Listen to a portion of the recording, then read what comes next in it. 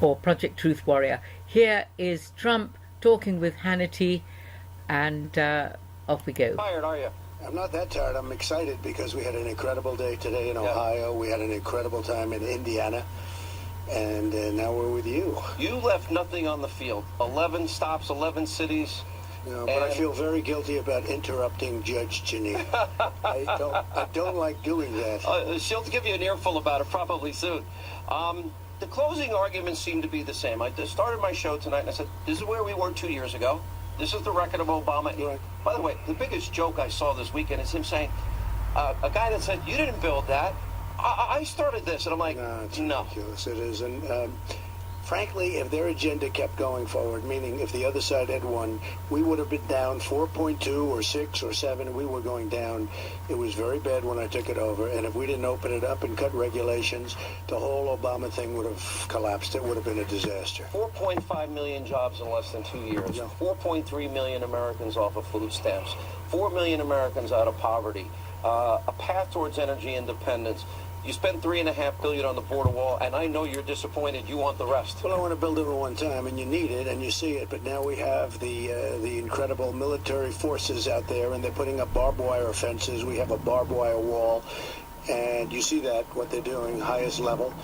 And we are making it very strong. We're making it very, the whole thing in terms of the military, plus the back wall, plus the barbed wire, plus we have a lot of digging going on, a lot of My God, this whole world needs to be cleaned up. The same in England. We've got an enormous number of questionable illegal people. And people aren't going to come into our country without going through the legal process. You can't do that. Otherwise, you have no country. We want you to come. Just come legally. The whole plan of the Democrats, I got $700 billion for the military. The next year I got 716. We've totally rebuilt our military. But they fight like you've never seen to make sure we don't build a wall. And I've got 1.6 billion, another 1.6 billion, and the third 1.6 billion. I'm building it in nice large pieces, but I'd like to build it all at one time. Their whole plan is to try and make sure that we don't build the wall. That's the whole thing. The number is peanuts compared to what we did with the military. You studied last week, $70,000 per illegal immigrant in this country that we pay. That's all, that's education, healthcare. We lose $70,000 per illegal. Again, in Britain, whatever the numbers are, would be probably quite shocking. $100 billion a year on illegal immigration.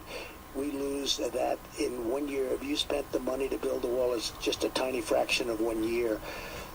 We're going to build it, but that's not. We are very strong now. We have the worst laws anywhere in the country. Catch and release, visa lottery, all of these laws are a disaster. We have the worst laws. We've got to get them changed. The Democrats won't give us any votes. We need Democrat votes. You can't. We don't have enough Republicans, or unless we elect a lot of Republicans tomorrow. But I will say that we're doing really well on illegal immigration, considering we have the worst laws you've ever seen. We're moving thousands of MS-13 out of the country. They're being put into jails, and they're being sent out of the country. And frankly, in a lot of ways, I like out of the country for more, because putting them into jail, let them solve it. But we've moved thousands of MS-13 gang members. We moved them out of the country. We have close races in Florida. You were down, I was watching you last night in Florida. Indiana, you take the Libertarian. Boy, do I wish that we had somebody like Trump in England. Maybe we will. Now Joe Donnelly loses by 10. Montana now, you have the Republican Rosendale up by 3. Yeah. You have in this state Josh Hawley up by 3. You have in Nevada Dean Heller holding on by 3 or 4. Yeah. Arizona, I don't know how a woman that supports Americans fighting with the Taliban even gets 5% of the vote, but it's apparently a little tight race with Martha McSally, a war hero. I think Martha is great. She is a hero. She flies. She's one of the best fighter pilots. I mean, she was really good. I spoke to some of the people that went with her and were with her. They said she was tremendous as a pilot. I don't know how she could possibly lose. The other one, she's just terrible. Yeah. And you talk about border walls. The other one doesn't want any border walls. She doesn't want any protection, nothing. But I think Martha's going to do well, and I think North Dakota's going to do well. Florida is a very, very close race, and it's inconceivable because it's always Bill close Nelson, in Florida. Wasn't that close for you, though? You did okay in Florida. We did great, but Bill Nelson is a terrible senator. It was funny. You gave a speech the other night. You said, I've never talked to him. And then he He's took credit. He's never once called me saying, can I have something for the people of Florida? Never once. 2 years, almost 2 years. Whereas, I must say, Rick Scott, that's all he does is call. Rolls up his He sleeve. wants sleeves. things. Look at the great job he did with the hurricanes. I mean, he did a fantastic job. Lake Okeechobee, they had a big problem. He's taking care of Lake Okeechobee. But Bill Nelson, the current senator, never calls. So hopefully for the good of the people of Florida. And also, I have to say, Ron DeSantis has to be governor. You can't let a man that 40%. ran Tallahassee into the ground, highest murder rate they've ever had, corrupt, crime-ridden. It's a disaster. You can't let him be the governor of Florida. That would be a disaster. Ron DeSantis, Harvard, Yale, good guy, hard worker. I think he's going to be a great governor, but it's a very close race. You want to make a closing argument. You know what's interesting? Because I watched the media. They're trying to define this as the Trump midterm. They kind of forgot that... Unless we win. In Oh, which no, then case, what? they'll go away. No, then they'll go to Russia. They'll go back. They'll go back to Russia. They'll go back to Russia. But it was You know, this so much of this is about clear thinking or skewed thinking, and this is what's happened: the liberalization of people's minds, so that they actually can't think clearly. funny. Bill Clinton lost about 54 seats in the House. Obama lost 60-some-odd seats in the House. I love how Nate Silver, who said you had a 20% chance of winning on the day of the election, predicting, 85% chance. But then you read the article, it says, there could be anywhere between 15 and 60. I can predict 15 and 60. I don't have to do any, polls to find that out. So it's the American people that decide. It's getting out in midterms. There is something going on this year. I leave Ohio. Thousands and thousands of people can't get into this massive arena. I just left Indiana. Thousands and thousands of people outside can't get... There's something going on. There's an electricity that feels like 2016. I think it's the love of righteousness, godliness, and this passion for this change to come to the world. President, on the way in here, it was pouring. And America is leading it. All day. But Trump is leading America. 4 hours. I went out for an hour. I'm actually sweating more than I like, almost like Marco Rubio that day. And I like Marco, don't misunderstand me. But I went out there an hour before the show, and the crowd is electric. Every hat I signed, it wasn't a Hannity hat. I wish I had a penny for every one of the Make America Great hats I signed today. But every hat was soaking wet.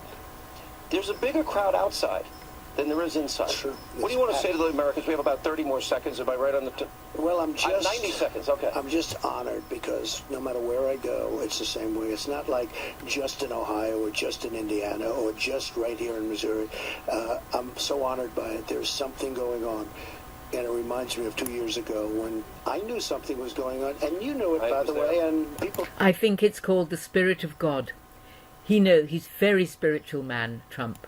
That were with us knew it. They were looking at each other. I remember, I'll never forget, two sort of anti-reporters were looking at each other as I was making a speech with 32,000 people. They were going, well, look, that was a great time, and I think this is going to be a great time. Election day, I actually called you.